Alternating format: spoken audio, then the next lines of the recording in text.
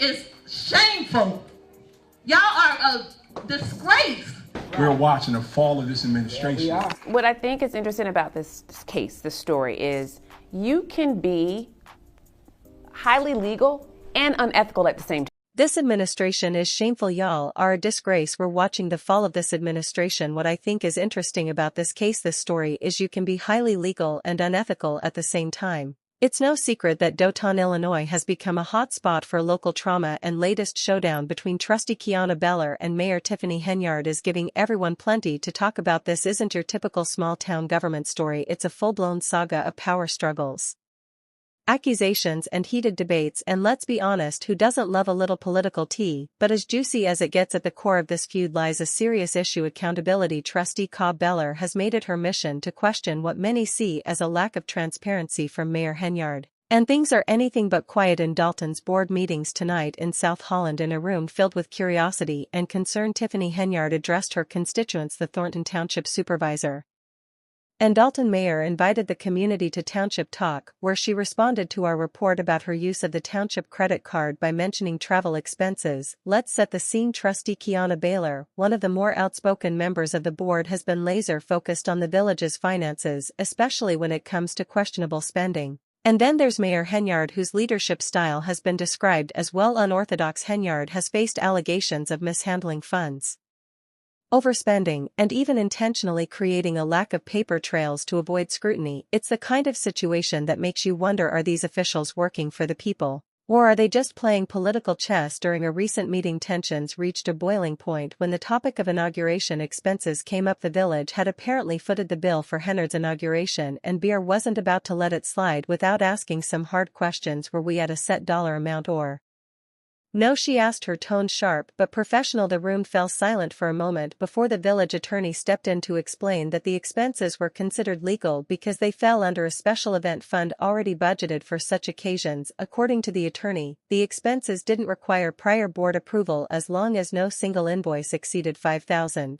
But that explanation didn't sit well with Beer, who was quick to point out how easily the system could be manipulated. The events invoices had been strategically split into smaller amounts, each under $5,000, a tactic that allowed the expenses to bypass the need for board approval. When questioned about this, the attorney acknowledged that while individual invoices under $5,000 could be spent without prior approval, the board could still approve them retroactively. The loophole was evident, and Beer was not willing to overlook it. She voted against the motion, maintaining her stance that the process lacked transparency. I am about to address some things as the supervisor. There will be no comments, there will be anything, it just be me addressing you guys to tell you what's going on. Henyard, however, defended the practice, insisting that the expenses were within the budget and dismissing dealers' objections as unnecessary drama. She suggested that concerns could have been addressed privately rather than during the public meeting. This preference for handling disputes behind closed doors has been a recurring approach for Henyard, aiming to avoid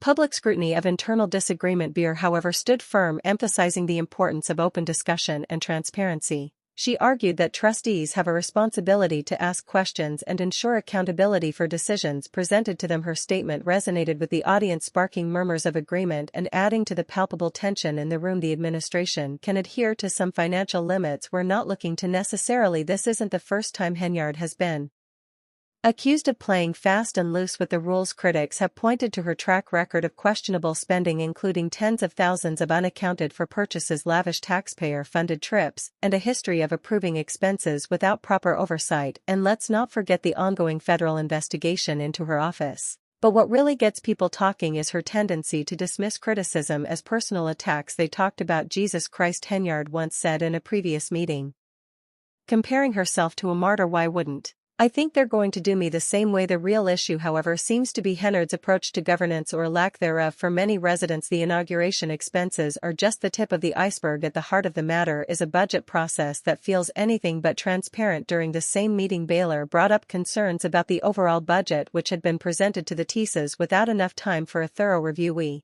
got it at 3:26 p.m.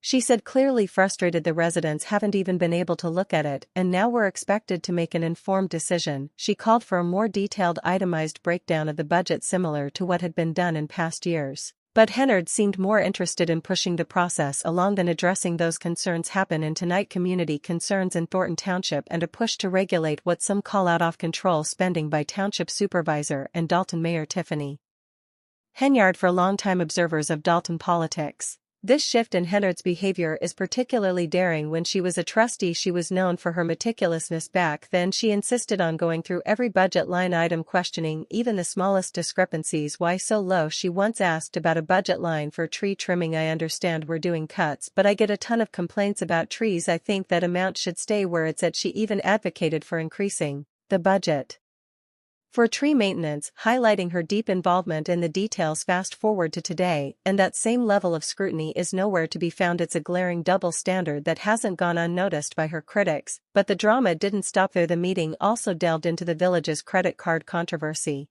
a topic that has been swirling for months. The finance director claimed the cards had been cancelled last year, but Beller wasn't convinced. If the cards were cancelled, why are there still electronic warrant lists showing charges? She asked. The room grew tense as Henyard accused B and another trustee of hijacking the village's bank accounts, a claim that Beer quickly refuted with evidence. According to emails from the bank, it was Henyard's own team that had access to the accounts, not the trustees. Once again, the narrative of obstruction and confusion seemed to benefit only one person, Henyard. Good evening. There were many tense moments in tonight's meeting. At times, Supervisor Tiffany Henyard took on her fellow trustees when it came to money and expenses, even accusing some of them of spreading lies about her. What's particularly striking about these meetings is the growing disconnect between Henyard and the other trustees. While Baylor and her colleagues push for transparency and collaboration, Henyard appears to be doubling down on her authority. She frequently reminds the board that they don't run day-to-day operations, a not-so-subtle way of asserting her control. But